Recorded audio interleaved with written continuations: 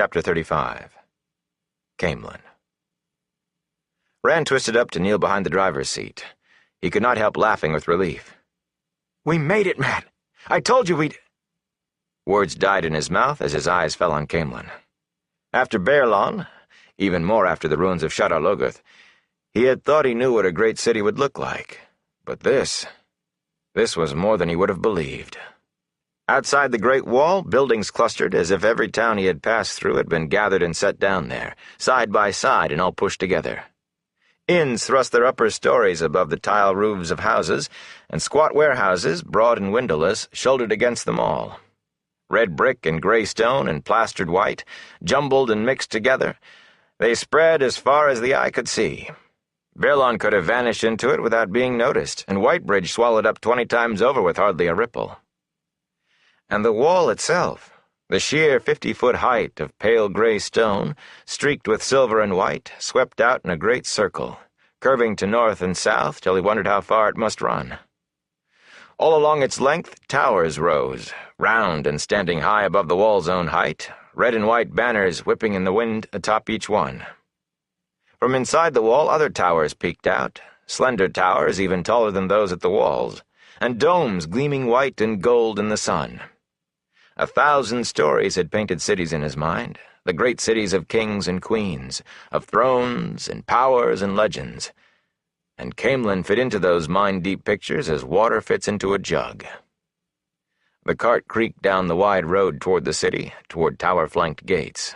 The wagons of a merchant's train rolled out of those gates, under a vaulting archway in the stone that could have let a giant through, or 10 giants abreast.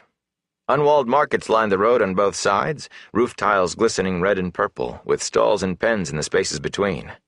Calves bawled, cattle lowed, geese honked, chickens clucked, goats bleated, sheep baaed, and people bargained at the top of their lungs. A wall of noise funneled them toward the gates of Caemlyn. "What did I tell you?" Bunt had to raise his voice to near a shout in order to be heard. "The grandest city in the world. Built by Ogier, you know. Least the inner city and the palace were. It's that old, Caemlyn is. Caemlyn, where good Queen Morgaze, the light illuminer, makes the law and holds the peace for Endor. The greatest city on earth." Rand was ready to agree. His mouth hung open, and he wanted to put his hands over his ears to shut out the din. People crowded the road as thick as folk in Emmons Field crowded the green at Beltane. He remembered thinking there were too many people in Baerlon to be believed, and almost laughed. He looked at Matt and grinned. Matt did have his hands over his ears, and his shoulders were hunched up as if he wanted to cover them with those, too. "How are we going to hide in this?" he demanded loudly when he saw Rand looking. "How can we tell who to trust with so many? So bloody many? Light, the noise!" Rand looked at Bunt before answering. The farmer was caught up and staring at the city. With the noise, he might not have heard anyway. Still, Rand put his mouth close to Matt's ear. "How can they find us among so many? Can't you see it, you wool-headed idiot? We're safe, if you ever learn to watch your bloody tongue." He flung out a hand to take in everything, the markets, the city walls still ahead. "Look at it, Matt. Anything could happen here. Anything. We might even find Moraine waiting for us, and Egwene and all the rest. If they're alive. If you ask me, they're as dead as the Gleeman." The grin faded from Rand's face, and he turned to watch the gates come nearer. Anything could happen in a city like Caemlyn. He held that thought stubbornly. The horse could not move any faster, flap the reins as Bunt would. The closer to the gates they came, the thicker the crowd grew, jostling together, shoulder to shoulder, pressing against the carts and wagons heading in. Rand was glad to see a good many were dusty young men, afoot with little in the way of belongings. Whatever their ages, a lot of the crowd pushing toward the gates had a travel-worn look, rickety carts and tired horses, clothes wrinkled from many nights of sleeping rough, dragging steps and weary eyes. But weary or not, those eyes were fixed on the gates, as if getting inside the walls would strip away all their fatigue. 6 of the Queen's guards stood at the gates, their clean red and white tabards and burnished plate and mail a sharp contrast to most of the people streaming under the stone arch. Backs rigid and heads straight, they eyed the incomers with disdainful wariness. It was plain they would just as soon have turned away most of those coming in. Aside from keeping a way clear for traffic leaving the city, though, and having a hard word with those who tried to push too fast, they did not hinder anyone. "Keep your places. Don't push. Don't push. The light blind you. There's room for everybody. The light help us. Keep your places." Bunt's cart rolled past the gates with the slow tide of the throng into Caemlyn. The city rose on low hills like steps climbing to a center. Another wall encircled that center, shining pure white and running over the hills. Inside that were even more towers and domes, white and gold and purple, their elevation atop the hills making them seem to look down on the rest of Caemlyn. Rand thought that must be the inner city of which Bunt had spoken. The Caemlyn Road itself changed as soon as it was inside the city, becoming a wide boulevard, split down the middle by broad strips of grass and trees. The grass was brown and the tree branches bare, but people hurried by as if they saw nothing unusual, laughing, talking, arguing, doing all the things that people do. Just as if they had no idea that there had been no spring yet this year, and might be none. They did not see, Rand realized, could not or would not. Their eyes slid away from leafless branches, and they walked across the dead and dying grass without once looking down. What they did not see, they could ignore. What they did not see was not really there. Gaping at the city and the people, Rand was taken by surprise when the cart turned down a side street, narrower than the boulevard, but still twice as wide as any street in Emmons Field. Bunt drew the horse to a halt and turned to look back at them hesitantly. The traffic was a bit lighter here. The crowd split around the cart without breaking stride. "What you hiding under your cloak? Is it really what Holdwyn says?" Rand was in the act of tossing his saddlebags over his shoulder. He did not even twitch. "What do you mean?" His voice was steady, too. His stomach was a sour knot, but his voice was steady. Rand stifled a yawn with one hand, but he shoved the other under his coat, clutching the dagger from Shadar Logoth, Rand knew, and his eyes had a hard, hunted look under the scarf around his head. Bunt avoided looking at Matt, as if he knew there was a weapon in that hidden hand. "Don't mean nothing, I suppose.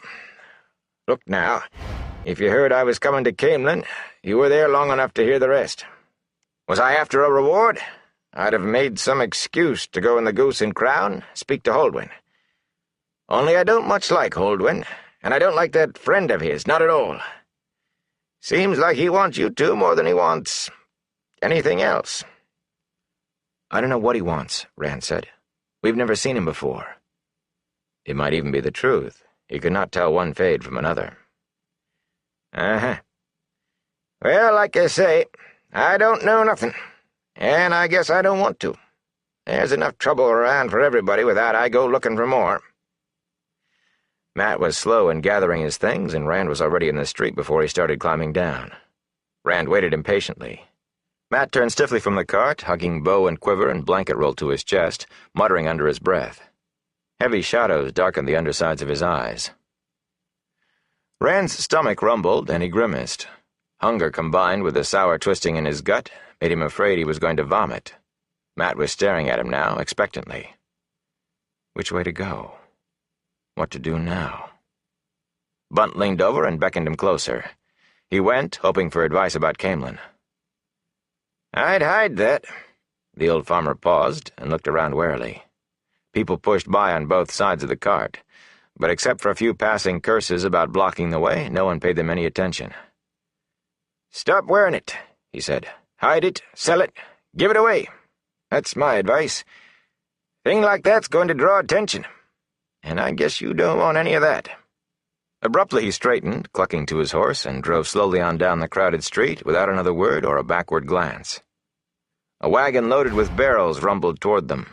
Rand jumped out of the way, staggered, and when he looked again, Bunt and his cart were lost to sight. "What do we do now?" Matt demanded. He licked his lips, staring wide-eyed at all the people pushing by and the buildings towering as much as 6 stories above the street. "We're in Caemlyn, but what do we do?" He had uncovered his ears, but his hands twitched as if he wanted to put them back. A hum lay on the city, the low, steady drone of hundreds of shops working, thousands of people talking. To Rand it was like being inside a giant beehive, constantly buzzing. "Even if they are here, Rand, how can we find them in all of this?" "Moraine will find us," Rand said slowly. The immensity of the city was a weight on his shoulders. He wanted to get away, to hide from all the people and noise. The void eluded him despite Tam's teachings. His eyes drew the city into it. He concentrated instead on what was right around him, ignoring everything that lay beyond. Just looking at that one street, it almost seemed like Baerlon. Baerlon, the last place they had all thought they were safe. Nobody's safe anymore. Maybe they are all dead. What do you do then? "They're alive. Egwene's alive," he said fiercely. Several passers-by looked at him oddly. "Maybe," Matt said. "Maybe. What if Moraine doesn't find us? What if nobody does, but the... He shuddered, unable to say it. "We'll think about that when it happens," he told Matt firmly. "If it happens." The worst meant seeking out Elida, the Aes Sedai in the palace. He would go on to Tar Valon first. He did not know if Matt remembered what Tom had said about the Red Ajah and the Black, but he surely did. His stomach twisted again. "Tom said to find an inn called the Queen's Blessing. We'll go there first." "How? We can't afford one meal between the two of us." "At least it's a place to start. Tom thought we could find help there." "I can't... Rand, they're everywhere." Matt dropped his eyes to the paving stones and seemed to shrink in on himself, trying to pull away from the people that were all around them. "Wherever we go, they're right behind us, or they're waiting for us. They'll be at the Queen's Blessing, too. I can't... Nothing's going to stop a fade." Rand grabbed Matt's collar in a fist that he was trying hard to keep from trembling. He needed Matt. Maybe the others were alive, like, please, but right then and there it was just Matt and him. The thought of going on alone... He swallowed hard, tasting bile. He looked around quickly. No one seemed to have heard Matt mention the fade. The crowd pressed past, lost in its own worries. He put his face close to Matt's. "We've made it this far, haven't we?" he asked in a hoarse whisper. "They haven't caught us yet. We can make it all the way if we just don't quit. I won't just quit and wait for them like a sheep for slaughter. I won't." "Well, are you going to stand here till you starve to death, or until they come pick you up in a sack?" He let go of Matt and turned away. His fingernails dug into his palms, but his hands still trembled. Suddenly Matt was walking alongside him, his eyes still down, and Rand let out a long breath. "I'm sorry, Rand," Matt mumbled. "Forget it," Rand said. Matt barely looked up enough to keep from walking into people while the words poured out in a lifeless voice. "I can't stop thinking I'll never see home again. I want to go home. Laugh if you want, I don't care. What I wouldn't give to have my mother blessing me out for something right now. It's like weights on my brain. Hot weights. Strangers all around. And no way to tell who to trust, if I can trust anybody. Light, the Two Rivers is so far away, it might as well be on the other side of the world.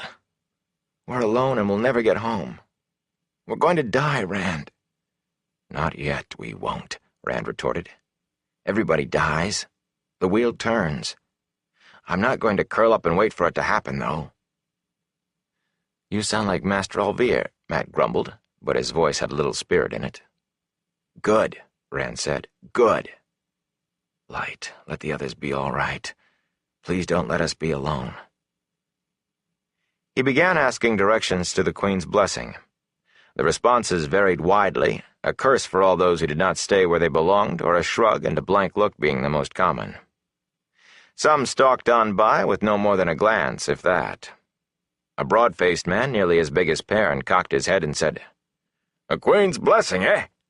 You country boys, Queen's men?" He wore a white cockade on his wide-brimmed hat and a white armband on his long coat. "Well, you've come too late." He went off roaring with laughter, leaving Rand and Matt to stare at one another in puzzlement. Rand shrugged.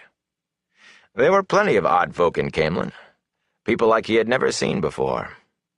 Some of them stood out in the crowd, skins too dark or too pale, coats of strange cut or bright colors, hats with pointed peaks or long feathers. There were women with veils across their faces, women in stiff dresses as wide as the wearer was tall, women in dresses that left more skin bare than any tavern maid he had seen. Occasionally a carriage, all vivid paint and gilt, squeezed through the thronged streets behind a 4- or 6-horse team, with plumes on their harness. Sedan chairs were everywhere, the polemen pushing along with never a care for who they shoved aside.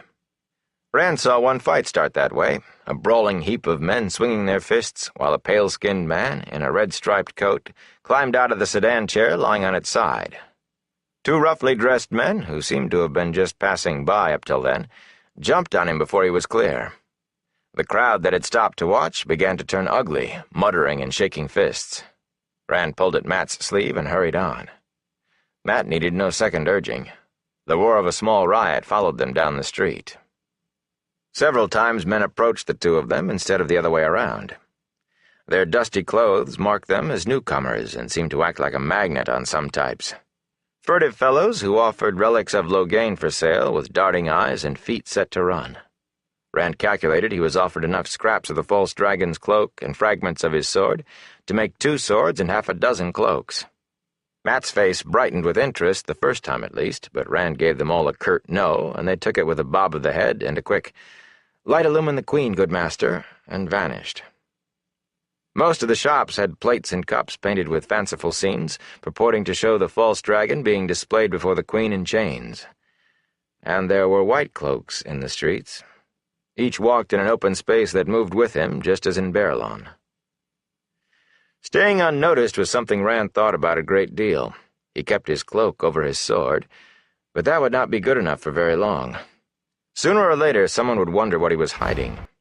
He would not, could not, take Bunt's advice to stop wearing it, not his link to Tam, to his father. Many others among the throng wore swords, but none with the heron mark to pull the eye. All the Caemlyn men, though, and some of the strangers, had their swords wound in strips of cloth, sheath and hilt, red-bound with white cord, or white-bound with red. 100 heron marks could be hidden under those wrappings, and no one would see. Besides, following local fashion would make them seem to fit in more. A good many shops were fronted with tables displaying the cloth and cord, and Rand stopped at one. The red cloth was cheaper than the white, though he could see no difference apart from the color, so he bought that and the white cord to go with it, despite Matt's complaints about how little money they had left. The tight-lipped shopkeeper eyed them up and down with a twist to his mouth while he took Rand's coppers, and cursed them when Rand asked for a place inside to wrap his sword. "We didn't come to see Loghain," Rand said patiently. "We just came to see Caemlyn." He remembered Bunt and added, "The grandest city in the world." The shopkeeper's grimace remained in place. "The light illumine good Queen Morghese," Rand said hopefully. "You make any trouble," the man said sourly, "and there's 100 men in sound of my voice will take care of you even if the guards won't." He paused to spit, just missing Rand's foot. "Get on about your filthy business." Rand nodded as if the man had bid him a cheerful farewell, and pulled Matt away. Matt kept looking back over his shoulder toward the shop, growling to himself until Rand tugged him into an empty alleyway. With their backs to the street, no passerby could see what they were doing. Rand pulled off the sword belt and set to wrapping the sheath and hilt. "I'll bet he charged you double for that bloody cloth," Matt said. "Triple." It was not as easy as it looked, fastening the strips of cloth and the cord so the whole thing would not fall off. "They'll all be trying to cheat us, Rand. They think we've come to see the false dragon like everybody else. We'll be lucky if somebody doesn't hit us on the head while we sleep. This is no place to be. There are too many people. Let's leave for Tar Valon now. Or south to Ilion. I wouldn't mind seeing them gather for the Hunt of the Horn. If we can't go home, let's just go." "I'm staying," Rand said. "If they're not here already, they'll come here sooner or later looking for us." He was not sure if he had the wrappings done the way everyone else did, but the herons and the scabbard and hilt were hidden, and he thought it was secure. As he went back out on the street, he was sure that he had one less thing to worry about causing trouble. Matt trailed along beside him, as reluctantly as if he were being pulled on a leash. Bit by bit, Rand did get the directions he wanted. At first they were vague, on the order of, "Somewhere in that direction," and "Over that way." The nearer they came, though, the clearer the instructions, until at last they stood before a broad stone building with a sign over the door creaking in the wind. A man kneeling before a woman, with red gold hair and a crown, one of her hands resting on his bowed head. The Queen's blessing. "Are you sure about this?" Matt asked. "Of course," Rand said. He took a deep breath and pushed open the door. The common room was large and paneled with dark wood, and fires on 2 hearths warmed it. A serving maid was sweeping the floor, though it was clean, and another was polishing candlesticks in the corner. Each smiled at the 2 newcomers before going back to her work. Only a few tables had people at them, but a dozen men was a crowd for so early in the day, and if none looked exactly happy to see him and Matt, at least they looked clean and sober. The smells of roasting beef and baking bread drifted from the kitchen, making Rand's mouth water. The innkeeper was fat, he was pleased to see, a pink-faced man in a starched white apron, with graying hair combed back over a bald spot that did not quite cover. His sharp eye took them in from head to toe, dusty clothes and bundles and worn boots, but he had a ready, pleasant smile, too. Basil Gill was his name. "Master Gill," Rand said, "a friend of ours told us to come here. Tom Marilyn. He—" The innkeeper's smile slipped. Rand looked at Matt, but he was too busy sniffing the aromas coming from the kitchen to notice anything else. "Is there something wrong? You do know him." "I know him," Gill said curtly. He seemed more interested in the flute case at Rand's side now than in anything else. "Come with me." He jerked his head toward the back. Rand gave Matt a jerk to get him started, then followed, wondering what was going on. In the kitchen, Master Gill paused to speak to the cook, a round woman with her hair in a bun at the back of her head, who almost matched the innkeeper pound for pound. She kept stirring her pots while Master Gill talked. The smells were so good— 2 days' hunger made a fine sauce for anything, but this smelled as good as Mistress Alvere's kitchen— that Rand's stomach growled. Matt was leaning toward the pots, nose first. Rand nudged him. Matt hastily wiped his chin where he had been drooling. Then the innkeeper was hurrying them out the back door. In the stable yard, he looked around to make sure no one was close, then rounded on them. On Rand. "What's in the case, lad?" "Tom's flute," Rand said slowly. He opened the case as if showing the gold and silver chased flute would help. Matt's hand crept under his coat. Master Gill did not take his eyes off Rand. I recognize it.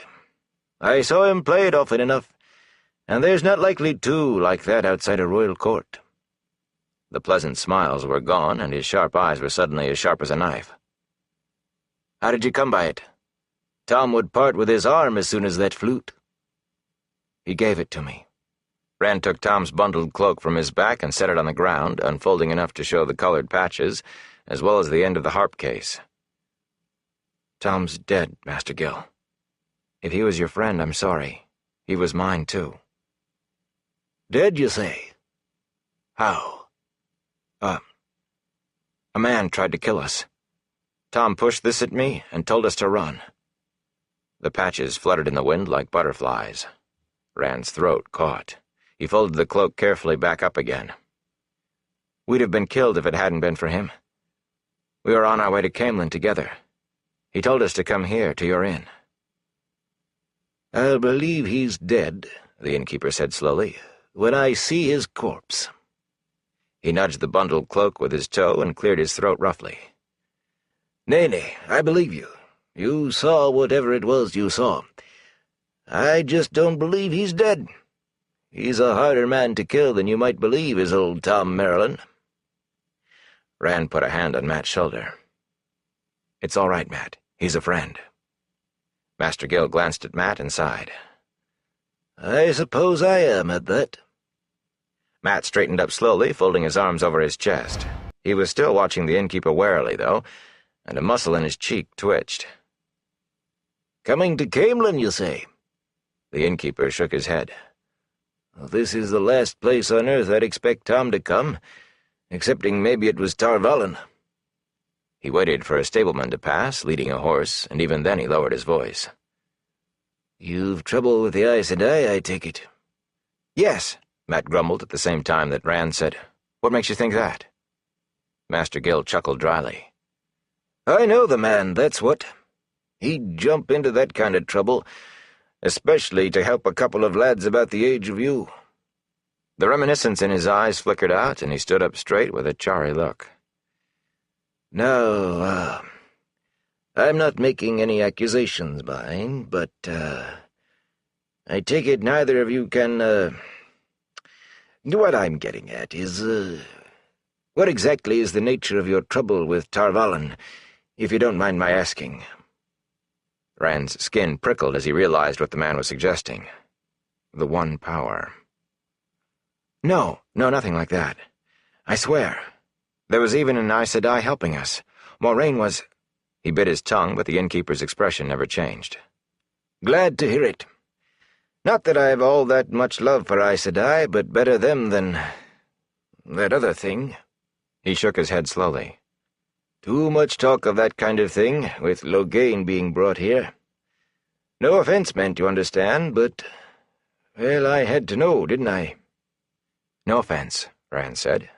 Mat's murmur could have been anything, but the innkeeper appeared to take it for the same as Rand had said. You two look the right sort, and I do believe you are, friends of Tom. But it's hard times and stony days. I don't suppose you can pay. No, I didn't think so. There's not enough of anything, and what there is costs the earth. So I'll give you beds, not the best, but warm and dry, and something to eat, and I cannot promise more, however much I'd like. Thank you, Rand said, with a quizzical glance at Mat. It's more than I expected. What was the right sort, and why should he promise more?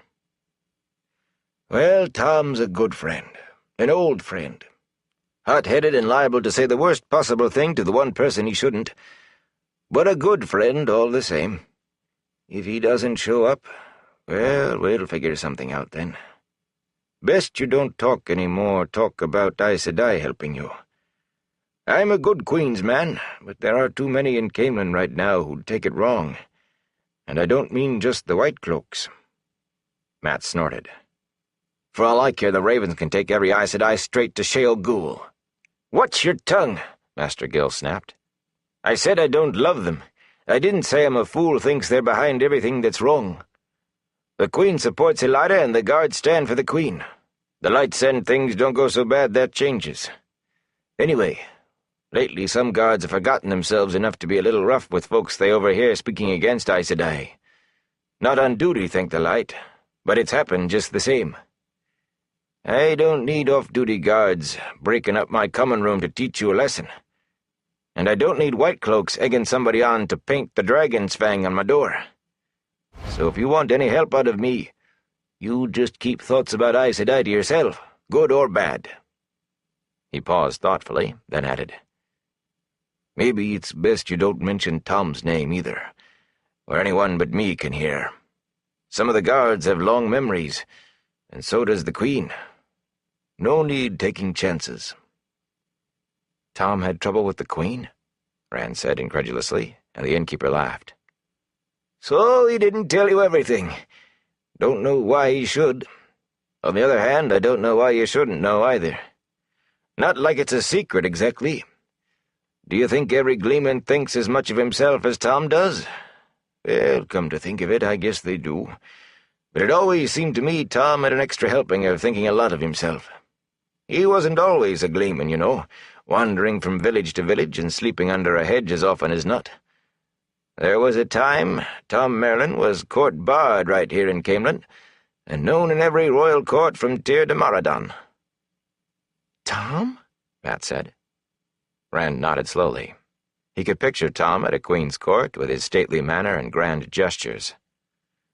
That he was, Master Gil said. It was not long after Tarangil Damodred died that the trouble about his nephew cropped up. There were some said Tom was, shall we say, closer to the Queen than was proper. But Morgase was a young widow, and Tom was in his prime then, and the Queen can do as she wishes, is the way I look at it. Only she's always had a temper, has our good Morgase, and he took off without a word when he learned what kind of trouble his nephew was in. The Queen didn't much like that. Didn't like him meddling in Aes Sedai matters, either. Can't say I think it was right, either, nephew or no. Anyway, when he came back, he said some words, all right. Words you don't say to a queen. Words you don't say to any woman with Morgase's spirit. Ellida was set against him because of his trying to mix in the business with his nephew. And between the Queen's temper and Ellida's animosity, Tom left Caemlyn half a step ahead of a trip to prison, if not the headsman's axe. As far as I know, the writ still stands." "If it was a long time ago," Rand said, "maybe nobody remembers." Master Gale shook his head. "Gareth Bryn is Captain General of the Queen's Guards. He personally commanded the guardsmen Morgase sent to bring Tom back in chains, and I misdoubt he'll ever forget returning empty-handed to find Tom had already been back to the palace and left again. And the Queen never forgets anything. You ever know a woman who did? My, but Morgase was in a taking. I'll swear the whole city walked soft and whispered for a month. Plenty of other guardsmen old enough to remember, too. No, best you keep Tom as close a secret as you keep that Aes Sedai of yours. Come, I'll get you something to eat. You look as if your bellies are gnawing at your backbones."